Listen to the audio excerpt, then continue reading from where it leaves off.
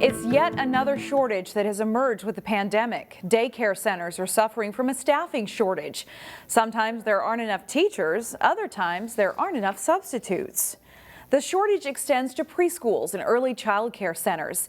In today's Newsmakers segment, we sit down to learn more about this with Mary Moose, Early Childhood Education Department Chair for Rasmussen University.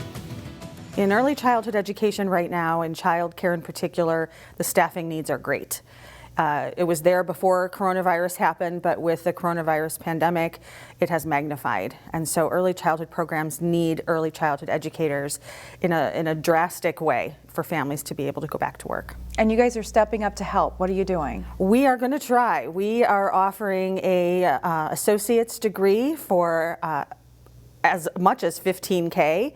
It could be less depending upon your transfer credits coming in, the opportunity to take some self-directed assessments based upon your past experience and your knowledge, or any other potential credentials that you might bring in to the early childhood program. So we're trying to help our educators get educated so that they're prepared to take care of the children and families in the early childhood programs out there.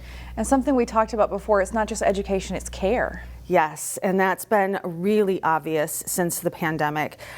We've always thought in early childhood education that it's early education and care, but it's been more evident now with the concerns with the child's mental health, even as young as infancy. And so making sure that we focus in our program on caring for the children, both the love we give, the nurturing interactions that we provide, the support for the family, that is a really critical part of our program. And if someone is interested, what's the time, what's the process like to get their degree? It'll vary based upon the student, but it could be as little as 18 months to earn an associate degree. But like I said, it will vary based upon transfer credits they might be bringing in from prior programs, or a credential such as the CDA credential, which is a national credential. Many students come in with that credential, and we provide a course waiver for that.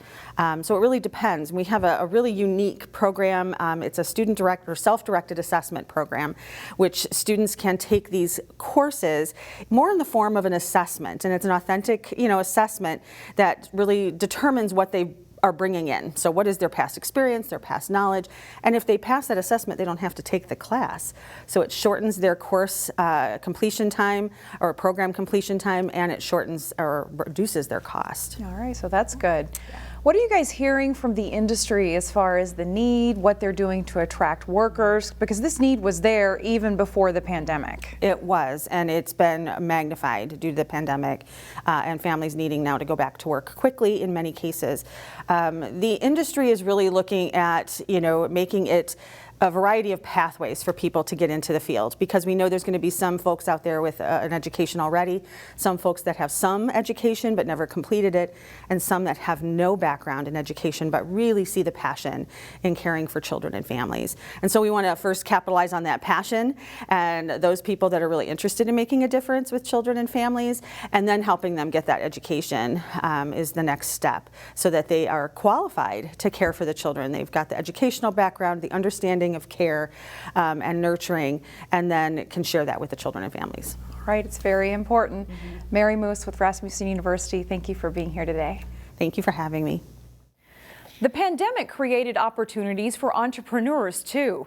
Corey Bork explains how a Brooklyn Park entrepreneur created an opportunity out of a growing desire for people to have natural, local beauty products. At a home in Brooklyn Park, a tray of bath bombs is on the menu. Filled with oils and butters and moisturizers, so they're super great for your skin. Valerie Bruder is the scientist behind all the creations. And I hate science and math. I hate it. She just doesn't like to take credit for it. So how did she take interest in making everything from candles to body butters and lip balms? It was not my intentions or my heart to ever do this, and it just kind of happened.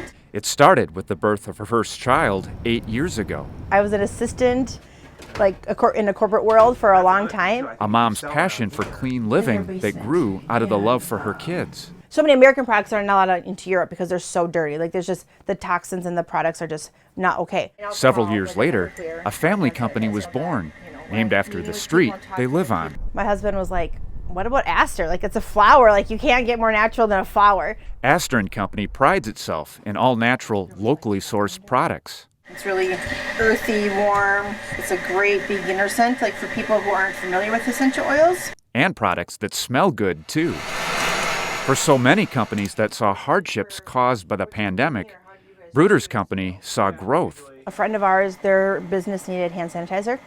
And she's like, can you make it? I was like, I can do that. From hand sanitizers to self-care, word of mouth has spread the company's name. We wanted everything to be locally made, locally produced. To stores like Thistles and Threads Boutique in Osseo. Honestly, I love all her products. Her bath bombs are #1 seller. They fly off the counter. Bruder soon found herself shipping to customers around the globe. We got our first worldwide shipment to Israel this winter. But you could say her bread and body butter is her local fan base. Her perfumes actually are one of my favorites. I get complimented on them everywhere I go. And they don't give me a headache because they don't have any of the synthetic fragrances in them. They are essential oil based. Bruder has also helped solve others' skin problems. Someone has eczema. Okay, I have something that we can work that I know works that will help with that. That, she says, is the most satisfying part. Because I get to work with people and help people. For Business Matters, People love to support small businesses, especially now. Corey Bork, CCX News. Aster & Company's product line has expanded to more than 50 items in its catalog. Eventually, the business has its sights set on having its own storefront.